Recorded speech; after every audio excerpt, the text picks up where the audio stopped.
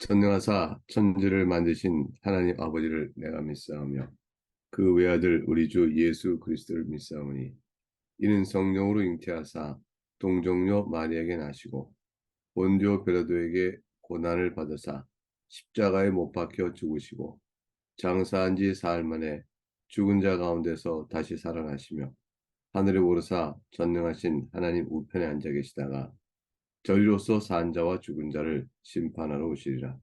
성령을 믿사오며 거룩한 공예와 성도가 서로 교통하는 것과 죄를 사하여 주시는 것과 몸이 다시 사는 것과 영원히 사는 것을 믿사옵나이다. 아멘.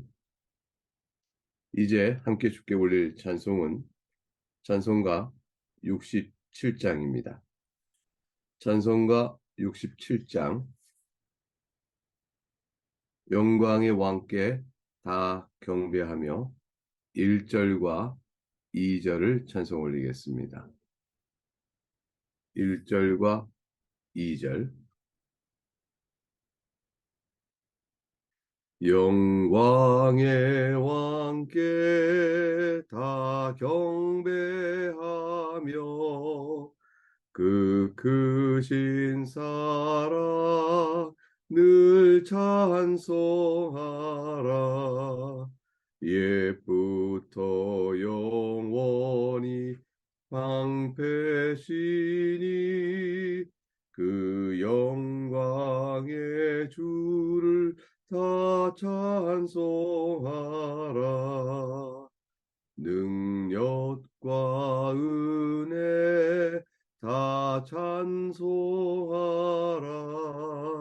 그 옷은 햇빛 그 집은 궁창 큰 우레소리로 주노하시고 폭풍의 날개로 달려가신다.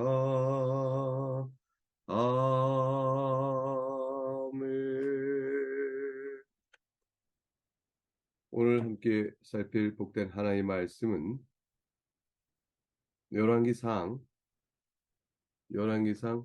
8장 1절에서 11절까지 말씀입니다. 열왕기상 8장 1절에서 11절까지 말씀. 하나님 말씀을 1절부터 11절까지 하나님 복 받들어 읽겠습니다. 이에 솔로몬이 여호와의 언약궤를 다윗성 곧 시온에서 메어 올리고자 하여 이스라엘 장로와 모든 지파의 우두머리 곧 이스라엘 자손의 족장들을 예루살렘에 있는 자기에게로 소집하니 이스라엘 모든 사람이 다 에다니몰 곧 일곱째 달 절기에 솔로몬 왕에게 모이고 이스라엘 장로들이 다 이름에 제사장들이 궤를 매니라. 여호와의 궤와 회막과 성막 안의 모든 거룩한 기구들을 메고 올라가되 제사장과 레위 사람이 그것들을 메고 올라가매 솔로몬 왕과 그 앞에 모인 이스라엘 회중이 그와 함께 그 궤 앞에 있어 양과 소로 제사를 지냈으니 그 수가 많아 기록할 수도 없고 셀 수도 없었더라. 제사장들이 여호와의 언약궤를 그 처소로 메어 드렸으니 곧 성전의 내소인 지성소 그룹들의 날개 아래라. 그를 그룹들이 그 궤 처소 위에서 날개를 펴서 궤와 그 채를 덮었는데 채가 길므로 채끝이 내소 앞 성소에서 보이나 밖에서는 보이지 아니하며 그 채는 오늘까지 그곳에 있으며 그 궤 안에는 두 돌판 외에 아무것도 없으니 이것은 이스라엘 자손이 애굽 땅에서 나온 후 여호와께서 저희와 언약을 맺으실 때에 모세가 호렙에서 그 안에 넣은 것이더라. 제사장이 성소에서 나올 때에 구름이 여호와의 성전에 가득하며 제사장이 그 구름으로 말미암아 능히 서서 섬기지 못하였으니 이는 여호와의 영광이 여호와의 성전에 가득함이었더라. 하나님의 말씀입니다. 하나님께 감사합니다. 오늘 읽은 본문의 말씀은 마침내 솔로몬이 성전을 완성하고 언약궤를 다윗성 시온에서 메어 올리는 장면을 보여주고 있습니다. 이 일이 갖고 있는 그 영광스러움을 무엇으로 표현할지 오늘 본문은 이것을 낱낱이 설명합니다.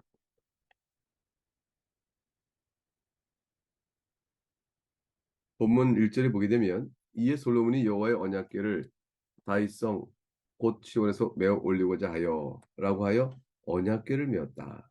그 이름이 당연히 언약궤죠. 그런데 그 언약궤는 그냥 단순히 줄여서 법궤 또는 증거궤 여러 이름으로 불렸습니다. 법궤로 불리는 것은 그 언약궤가 담고 있는 돌판이 십계명 돌판이었다라는 사실을 상기시킬 때 그 십계명이 이스라엘 백성을 향한 하나님의 뜻을 나타내는 법도다.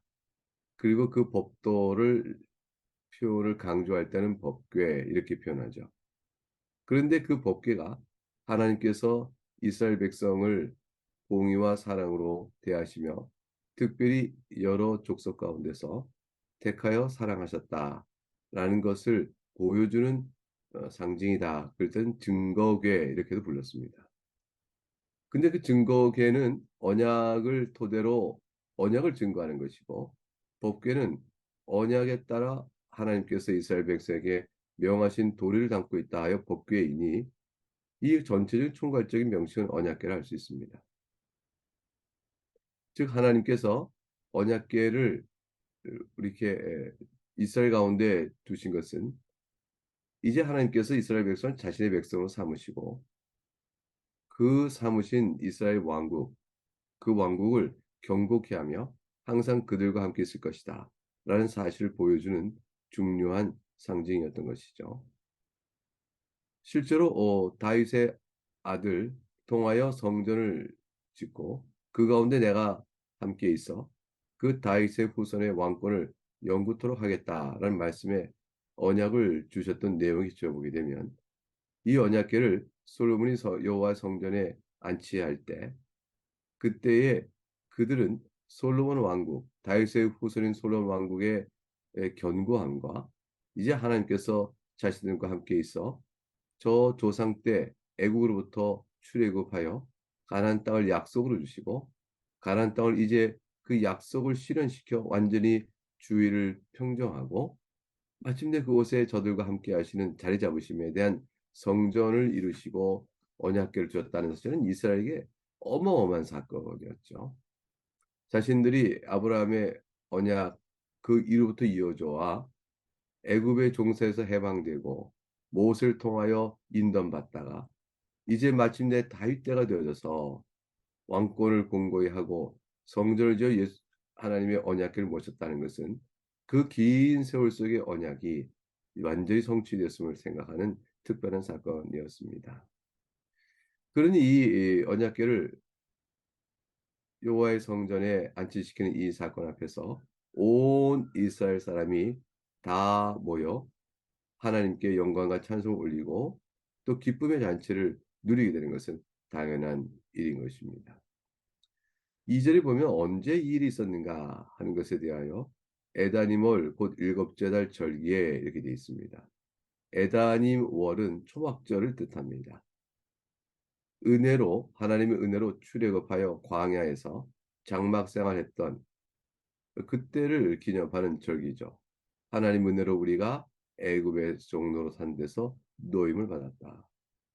이제 하나 언약궤를 이때쯤에 안치시킴으로 인해서 이스라엘의 진정한 안식이 즉 출애굽 때의 노예 신분에서 벗어나 그들이 자유케 된 자로서의 누렸던 그 안식이 참 그 안식을 보여주는 참된 안식이 이제 언약궤가 성전 안에 안치됨으로 인해서 우리에게 이루어진 것이다 라는 사실을 고백하는 절기적 일치의 의미를 생각해 볼 수가 있습니다.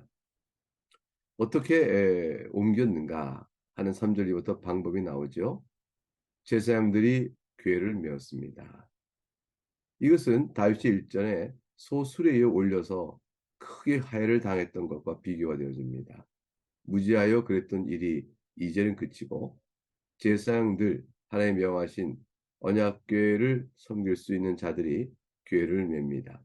하나님께서 정하신 질서에 따라서 이 일들이 차근차근 이루어지는 것을 볼 수가 있습니다.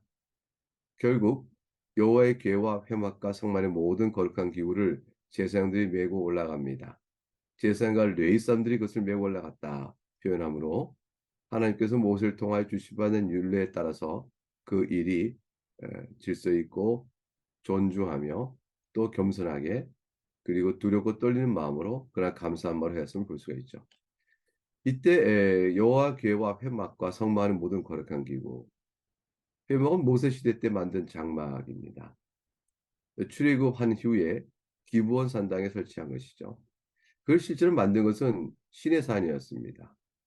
그것이 주전 100, 1445년경이 아닐까 추정이 되는데 솔로몬의 성전 봉헌식은 주전 595년쯤으로 보니까 대략 한 850년이 지난 모세 시대 때 장막을 지금 메고 올라가는 것입니다. 솔로몬 왕과 5절에 보면 그 앞에 모인 이스라엘 회중이 교회 앞에 있어 양과 소로 제사를 지냅니다. 너무너무 기쁜 감사의 제사를 주 앞에 올리게 되어지는 것이죠. 번제를 올려드립니다.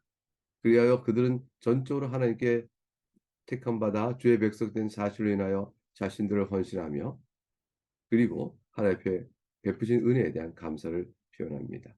근데 그 수가 말아 기록할 수도 없고 셀 수도 없었더라 되어 있습니다.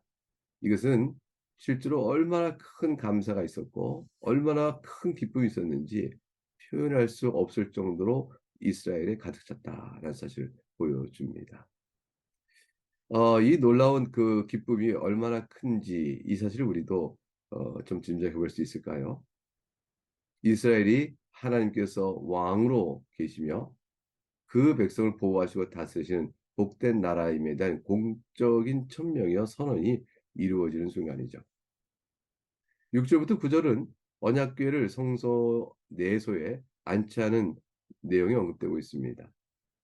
언약궤를 제사장들이 메어 들여 내소인 것에 두었더니 지성소 그룹된 날개 아래 두었습니다. 궤 처소에 날개를 펴서 궤와 그 채를 덮고 있는 그룹들 모양은 우리가 앞서 내용을 살피면서 보았습니다. 덮었다 하는 것은 그를 보호하고 그를 섬겼다라는 뜻이 되어집니다. 채는 길어서 성소 안에선 보이지만 밖에선 보이지 않았습니다. 그 궤 안에는 무엇이 있었을까? 9절에 이제 두 돌판 외에 아무것도 없다라고 되어 있습니다. 이것은 사실 히브리서 9장 3절과 4절의 말씀을 볼 때 다소 의아하죠. 히브리서 9장 3절 4절에는 둘째 휘장 뒤에 있는 장막을 지성소라 일컬었는데 그곳에는 금 향로와 사면을 금으로 싼 언약궤가 있고 그 아래 만나를 담은 금 항아리와 아론의 쌍난 지팡이와 언약의 돌판들이 있고 이렇게 되어 있습니다. 즉 언약궤 안에 있는 것을 세 가지로 얘기하고 있죠. 히브리서 9장 4절 만나를 담은 금 항아리가 있었다. 아론의 쌍난 지팡이가 있었다. 그리고 언약의 돌판들이 있었다. 이걸 세 가지 말하고 있습니다. 근데 오늘 보면은 아론의 쌍난 지팡이와 만나를 담은 금 항아리는 언급이 없습니다. 그래서 그 어디로 갔는가? 학자들이 궁금해 여겼죠. 그러나 사실 정확히는 모릅니다. 아마도 법궤를 일시 블레셋에 빼앗긴 적이 있었습니다. 그때에 잃어버린 것이 아닐까? 아니면 본래부터 두 돌판만 있었는데 유대인들 전승에 다른 두 가지 있었다고 전해 내려온 것이 아니었을까? 아니면 언약궤 안에 두 돌판만 있었지만 이 언약 두 돌판을 담은 언약궤는 항상 만나를 담은 금하리와 아로의 쌍난 지팡이와 항상 일체로 두어서 또 연결되어 있었기 때문에 그리 말했을 것이다. 몇 가지 견해들이 있습니다. 정확하게 모르지만 어떠하든지 우리가 아는 바는 이 언약궤가 상징하는 중요한 사실은 언약궤 안에 있는 두 돌판과 관련된 것이라는 것입니다. 하나님께서 모세를 통하여 계명을 선포하시고 그 계명을 기초로 언약된 백성에게 그들이 복을 누리는 그 기쁨의 약속을 주셨다는 사실에 있습니다. 그것이 바로 언약궤의 중심적인 메시지요. 가장 이스라엘의 핵심이 이스라엘 존재의 출애굽기 15장, 19장 5절과 6절에 이 말씀을 이렇게 언약 맺었던 내용이 요약되고 있습니다. 이 언약은 이스라엘 향한 복의 약속이 무엇인가? 이르기를 세계가 다 내게 속하였나니 너희가 내 말을 듣고 내 언약을 지키면 너희는 열국 중에서 내 소유가 되겠고 제사장 나라가 되며 거룩한 백성이 되리라. 이것이 언약입니다. 이 언약을 통해 우리에게 해주시는 약속의 말씀입니다. 이스라엘 백성은 이 약속의 말씀을 언약궤 안에 있는 두 돌판, 즉 계명의 말씀과 연결하여 늘 주 앞에서 언약의 복된 기쁨을 상징했습니다. 기억하고 예배하고 순종의 의무를 받았던 것입니다. 10절부터 11절 내용에 보게 되면 제사장이 성소에서 나올 때 구름이 여호와의 성전에 가득하며 이때 구름이라는 것은 하나님의 영광을 나타내 보이는 상황이었죠. 그 구름의 모든 상황적인 묘사는 하나님의 영광 바로 그것입니다. 제사장이 그 구름으로 말미암아 능히 서서 섬기지 못하였으니 이는 여호와의 영광이 여호와의 성전에 가득합니다. 해서 구름이 여호와의 성전에 가득함은 곧 여호와의 영광이 여호와의 성전에 가득함이라 하고 10절의 말씀을 11절에서 풀어주고 있습니다. 원래 우리는 바로다 나여 망하게 되었다다. 이렇게 말할 수밖에 없는 자들입니다. 하나님의 임재 앞에서 영광을 찬송한다는 것이 얼마나 놀라운 사실인가를 생각할 필요가 있습니다. 두렵고 떨리며 죽음 앞에서 무서워 자기를 가리울 수밖에 없는 그런 자들. 내가 화를 입었구나. 내가 하나님의 임재, 하나님을 배우니 이제 망하게 되었구나 할 수밖에 없는 자들인데, 그럼 이제는 완전히 바뀐 것이죠. 하나님의 임재 앞에서 영광을 찬송하는 모습으로 바뀐 것입니다. 어떻게 이렇게 되었을까요? 언약 때문입니다. 그 언약 안에서 하나님과 우리 사이에 중보자가 계시고, 중보자로 인하여 하나님께 나가 하나님을 찬송하고 임재를 원하고 희구하는 자가 되어졌어요. 로마서 5장 2절에 보게 되면 그로 말미암아 우리가 믿음으로 서 있는 이 은혜에 들어가는 걸 얻었으며 하나님의 영광을 바라고 즐거워하느니라. 이때 하나님의 영광을 바라고 즐거워할 수 있는 이유는 그로 말미암아 곧 중보자 우리 주 예수 그리스도 말미암아입니다.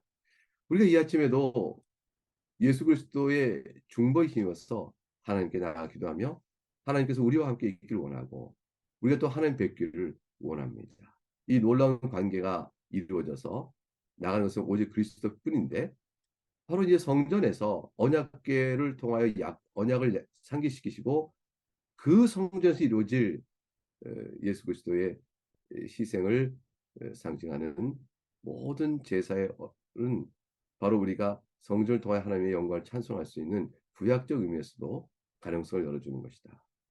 그런 걸 볼 수가 있습니다. 이제 이 영광의 자리에 든 이스라엘 백성은 어떤 마음과 각오로 주 앞에 서할까요? 이 은혜를 받았은지 어찌해야 될까요? 역대상 22장 19절에 가게 되면 다윗이 성전을 건축하라 할 것을 유언처럼 남기면서 이제 너희는 마음과 뜻을 바쳐서 너희 하나님 여호와를 구하라. 그리고 일어나서 여호와 하나님의 성전을 건축하라. 그리고 여호와의 언약궤와 하나님의 성전의 기물을 가져다가 여호와의 이름을 위하여 건축한 성전에 드리가라. 이렇게 말했습니다. 마음과 뜻을 주 앞에 드리고 하나님을 구하는 것. 그것이 바로 은혜로 부름받은 자에게 하나님이 기대하시고 또 사랑으로 베푸시길 원하시는 놀라운 은혜 역사입니다. 이스라엘은 이제 새로운 출발점에 서 있게 된 것이죠. 성전이 중심이 있고 지성소에 언약궤가 안치되어 있습니다. 언약궤 자체는 신비한 능력이 있는 것이 아니죠. 이 언약궤는 하나님을 상징하는 성내전적 의미가 있습니다. 이 언약궤 앞에서 그 하나님의 말씀을 두고 우리가 주의 은혜로 구원받은 자를 사실하고 새로운 복된 삶으로 자기 마음을 내어드리는 헌신은 구원받은 자의 가장 큰 복이다라는 것을 상기시켜주고 그걸 통하여 하나님은 이스라엘 다스려 나가는 것입니다. 우리는 어떠한가요? 우리도 성전을 가지고 있습니다. 성전이 우리 안에 세워져 있습니다. 솔로몬의 성전과 비교할 수 없는 성전. 그건 돌이요. 그러나 돌로 만든 성전이 아니요. 참된 하나님의 성전. 그분 자신이 우리 안에 계십니다. 고린도전서 3장 16절. 너희는 너희가 하나님의 성전인 것과 하나님의 성령이 너희 안에 계신 것을 알지 못하느냐. 이건 신자 개개인에게도 하나님께 심령 안에 성전 계심으로 성전이 되어지고 신자와 신자가 그리스도에 연합하여 전체 지체로 묶여진 교회 안에 또한 하나님의 성령이 계십니다. 그러니 우리 개개인이 하나님 그리스도와 연합된 자로서 성령이 우리 안에 계심으로 하나님의 성전이요. 우리가 서로 간에 연결된 교회가 또한 하나님의 성전의 모습으로 오늘 우리에게 있습니다. 은혜를 받아 하나님의 자녀가 되었습니다. 고백할 때 그때 우리는 이 성전 기용식이요 언약궤를 지성소에 둔 놀라운 오늘의 읽은 본문의 사건이 우리 안에 실제로 이루어진 것입니다.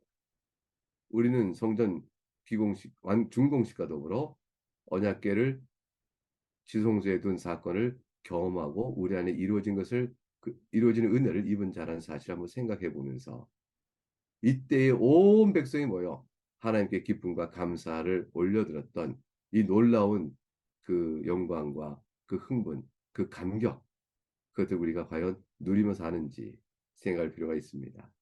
우린 다 예수 그리스도를 처음으로 영접하고 그 안에 구원받음을 기뻐했을 때 생각을 해볼 때가 있습니다.